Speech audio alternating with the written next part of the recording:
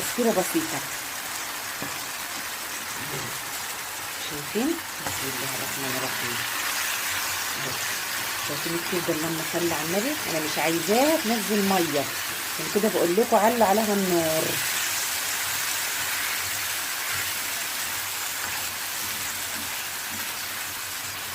شايفين معلقه البابريكا خليتها في منتهى الجمال ازاي؟